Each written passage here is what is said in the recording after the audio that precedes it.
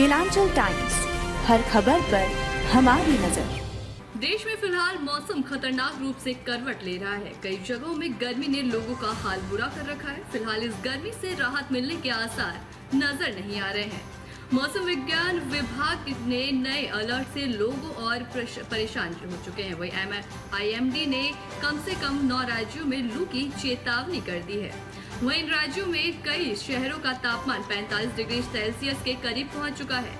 IMD ने बिहार, पश्चिम बंगाल और आंध्र प्रदेश में हीट वेव का ऑरेंज अलर्ट जारी किया है। इसके साथ ही IMD ने कहा है कि 4 अन्य राज्यों जैसे सिक्किम, झारखंड, उड़ीसा और उत्तर प्रदेश में हीट वेव की स्थिति होने की आशंका है, जो आने वाले समय में लोगों के लिए बहुत ज्यादा कठिनाई पैदा कर सकती है। गौरतलब है कि देश भर में सामान्य से अधिक गर्मी ने जोर पकड़ना शुरू कर दिया है। राष्ट्रवादी कांग्रेस पार्टी के चीफ शरद पवार और उनके भतीजे अजीत पवार के बीच दूरियां एक बार फिर लगातार बढ़ती ही जा रही है।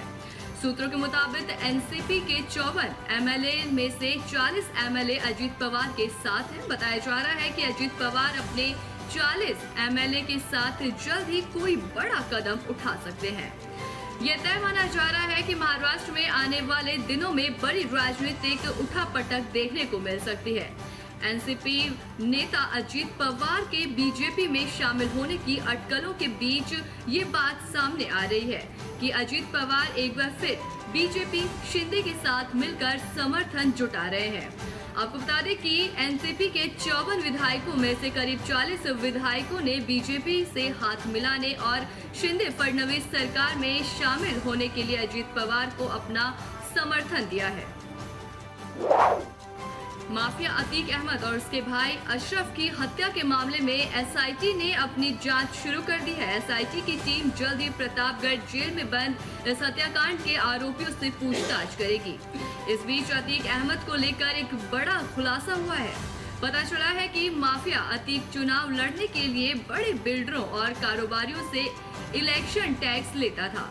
सूत्रों के मुताबिक अतीक अहमद के चुनाव लड़ने पर गुंडा टैक्स वसूली पर्ची जारी होती थी, जिसके बाद इसे बड़े कारोबारियों और बिल्डरों को 2 तरह की पर्ची दी जाती थी, जिसमें एक का रंग गुलाबी होता था और साथ ही दूसरे का रंग सफेद होता था। इसमें गुलाबी पर्ची का रेट 3 लाख से लेकर के 5 लाख रुपए था, जबकि सफेद पर्ची थामने वाले का मतलब था कि उस कारोबारी को 5 लाख से ऊपर का चंदा देना होगा।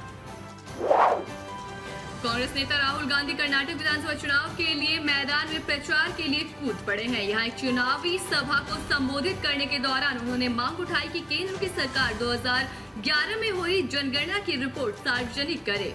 इसके साथ ही राहुल गांधी ने एक फॉर्मूला भी दिया है कि सरकार 2011 की जनगणना के आंकड़े को सार्वजनिक करे और जिस जाति की जितनी संख्या हो आरक्षण में उसकी उतनी भागीदारी तय की जाए।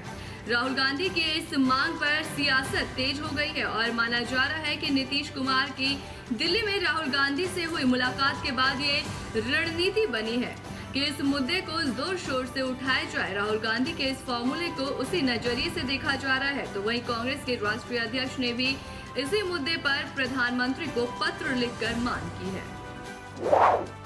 तुर्की में तबाही मचाने के बाद अब भूकंप ने फिजी में दस्तक दी है। फिजी में आज जोरदार भूकंप सामने आया, जहां समाचार एजेंसी के मुताबिक रिक्टर स्केल पर भूकंप की तीव्रता 6.3 मापी गई। भूकंप का झटका इतना जोरदार था कि लोग सहम उठे। ये जानकारी नेशनल सेंटर फॉर सिस्मोलॉजी ने दी है, जिसके बाद NCS ने बताया कि भूकंप मंगलवार को सुबह 10 बजे के करीब आया था। इसका केंद्र धरती के 569 किलोमीटर गहराई में था। फिजी दक्षिण प्रशांत का एक देश है। वहीं समाचार एजेंसी ने बताया कि ये 300 से अधिक द्वीपों का एक द्वीप समूह है, जिसमें विदेशी मीडिया के मुताबिक अभी तक किसी के हताहत होने की कोई सूचना नहीं आई। एक हफ्ते के भीतर ये दूसरा भूकंप है। इससे पहले गुरुवार को फिजी में रिक्टर पैमाने पर 4.3 तीव्रता का भूकंप आया था। संयुक्त राज्य भूवैज्ञानिक सर्वेक्षण ने इसे सूचित किया था। महाराष्ट्र में चल रहे सियासी घमासान के बीच अब उद्धव गुट वाली शिवसेना के नेता संजय राउत की प्रतिक्रिया सामने आई। अजित पवार के NDA गठबंधन में शामिल होने की खबरों पर राउत ने कहा कि NCP के 20-25 विधायकों के जाने से पार्टी नहीं टूटती। उन्होंने केंद्र सरकार को निशाने पर लेते हुए कहा कि ED या CBI के जरिए NCP नेताओं पर भी दबाव बनाया जा रहा है, तो वहीं एनसीपी सुप्रीमो शरद पवार ने भी अजीत पवार के बारे में आ रही खबरों पर बयान दिया है। उन्होंने कहा, ये बातें मीडिया की देन है, हमारे दिमाग में नहीं है। मैं मुंबई जा रहा हूँ, हम पार्टी को मजबूत करने की कोशिश कर रहे हैं और कोई विचार नहीं है। सभी नेताओं की तरह अजीत पवार भी चुनाव में व्यस्त है और कुछ नहीं। देश में कोरोना का संक्रमण एक बार फिर बढ़ने लगा है। स्वास्थ्य मंत्रालय की ओर से जारी बुलेटिन के मुताबिक बीते 24 घंटे में देश भर में कोरोना के 7,633 नए मामले सामने आए हैं। 11 मरीजों की मौत हुई है। पॉजिटिविटी रेट भी 3.62% पहुंच गया है। सबसे ज्यादा 1,528 संक्रमित केरल में मिले हैं। इसके बाद दिल्ली का नंबर आता है, जहां 1,017 मामले सामने आए।